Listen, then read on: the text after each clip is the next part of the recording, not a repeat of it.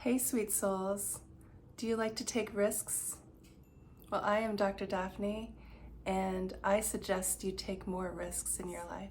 I definitely have in my life, and it has paid off.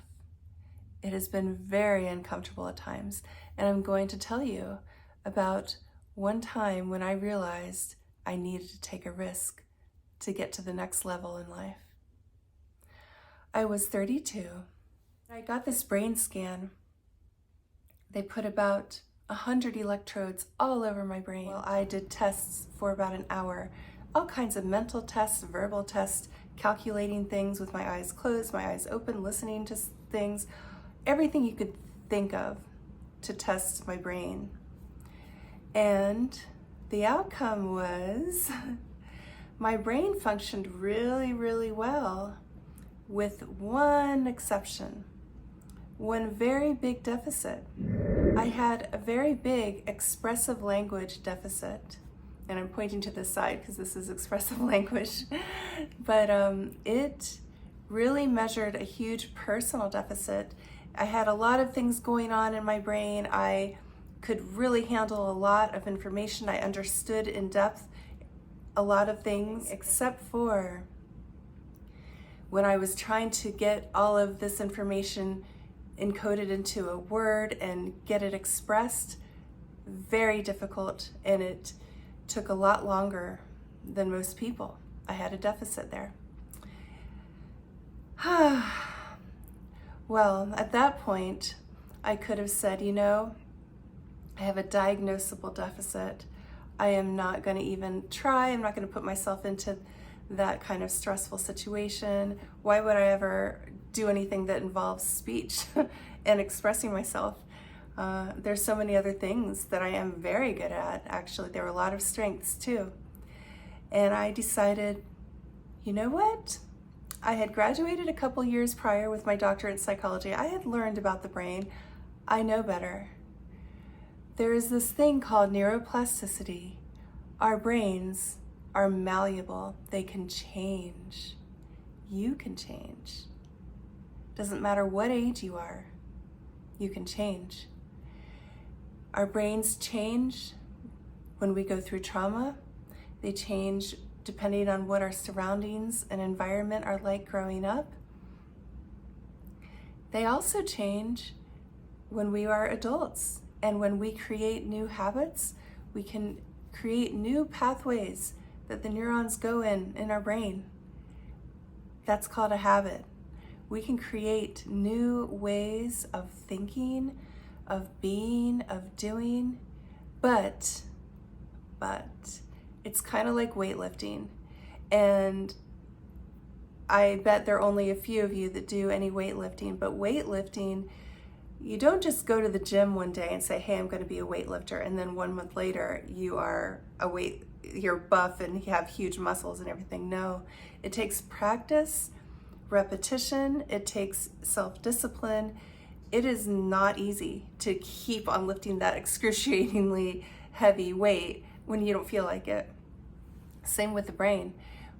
When you don't feel like it, when you'd rather just go into that different habit, whatever that habit is, creates these pathways that make it even more ingrained and more entrenched and much more difficult to change again. So I was 32 and I knew this. I knew how the brain works, and I knew it was going to be so difficult for me to work on expressing myself in my life. But I did it anyway. I risked. And it takes a lot more than discomfort. Discomfort is huge, but it took even more than discomfort. It took putting myself in risky situations. Risky, meaning speaking in front of groups of people, repeating this many times, volunteering for leading groups. I've done many groups, much group therapy in my lifetime.